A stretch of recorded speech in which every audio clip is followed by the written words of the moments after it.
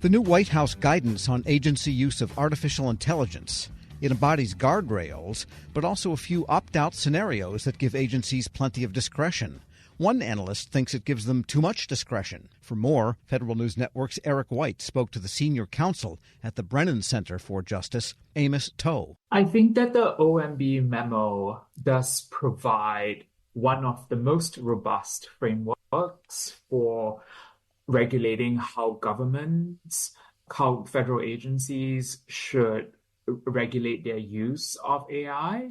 But the problem is that this robust framework has major loopholes that government agencies may invoke to avoid the very strong and sensible safeguards that the OMB has outlined.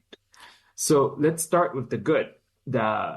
For AI that impacts rights or safety, the OMB memo requires agencies to conduct an impact assessment before they deploy the system. During the impact assessment phase, they have to consider whether the expected benefits of the system will actually outweigh the costs, including its risks to civil liberties and rights. They also have to assess whether an AI system is better suited to accomplishing the tasks that the agency wishes to accomplish compared to a non-AI strategies. So all of these criteria and mechanisms are really in place to compel agencies to think very carefully about deploying AI and whether it's suitable for that function and that task. There's also, there's also ongoing risk monitoring that the federal agency must do once they've deployed the system. There are requirements for human training and oversight and transparency and providing notice to people affected by the system, as well as requiring agencies to provide options to opt out of an AI system and provide non-AI alternatives to people directly affected by these systems. So there's a lot of good in there. But, there are ways that agencies can exempt themselves from these safeguards. And there are two main ways. One is obtaining a waiver when they determine that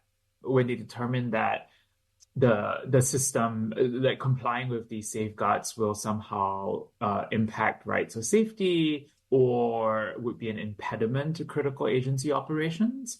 And they can also define their AI systems in such a way where they are exempt from the guidance. So, yeah, those are the two critical loopholes that you think is your beef with them, that they give agency leaders almost a little too much leeway? Because I read that same part of the rules, and I got a little bit of sense of the implied powers clause from the Constitution there, just saying, kind of describing how leaders can make the decision if they feel the need to, almost.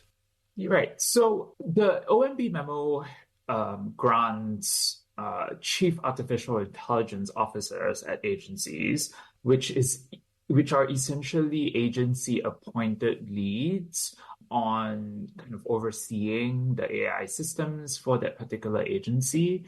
It essentially grants CAIOs discretion to apply waivers to the systems and also to define whether an AI system is a principal basis for a given agency decision or action.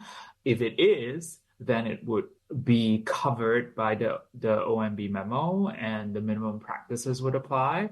If it does not qualify as a principal basis according to the CIO and according to the agency, then it would be exempt from these practices, right? So that's really kind of the two ways in which agencies can exempt themselves from the minimum practices.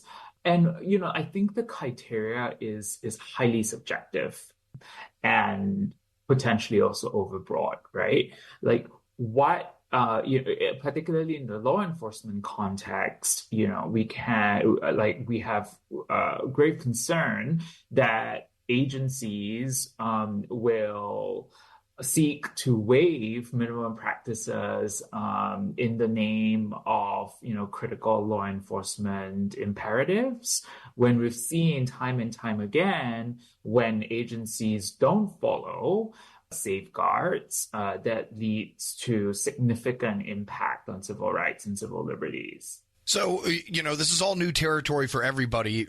I think I get a sense that you're not saying that the waivers aren't unnecessary, right? I mean, there does need to be some sort of escape clause for agencies if they feel the need. But what you're saying is that those waivers should be under more scrutiny? Well, I do think that there are certain minimum practices and in the OMB memo that should never be waived. I do think, for example, that the duty to conduct an impact assessment is before you deploy an AI system is something that should be applied regardless of whether there are emergency circumstances or not. AI can be a very powerful tool that can have a lot of harm, and rolling it out without even, an assessment of its potential impact on people and rights and safety can really lead to, mass violations of people's rights and may actually be damaging to safety at scale, right? So you can imagine an agency, if they need to roll something out quickly, because it's a critical agency operation that's happening in a limited time frame, they could opt to do a shorter impact assessment and do a more deliberate one later on when there is less time pressure. But to waive that requirement entirely is something that actually can lead to the opposite of what the agency intends, right? Which is that it might be even counterproductive to the operation that the agency is trying to undertake.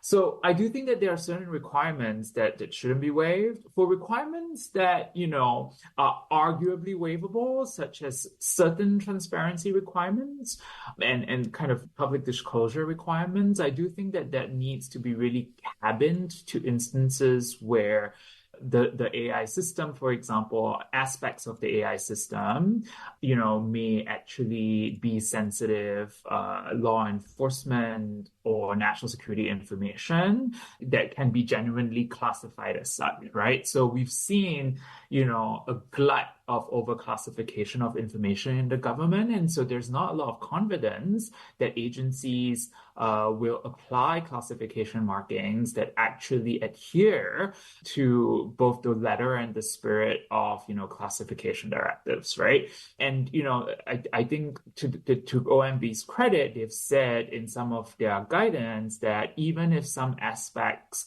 of an AI system may not be disclosable to the public, agencies should make kind of best efforts to disclose the rest of the system that can be and should be disclosed to the public. Amos Toh, senior counsel for the Brennan Center for Justice, speaking with Federal News Network's Eric White.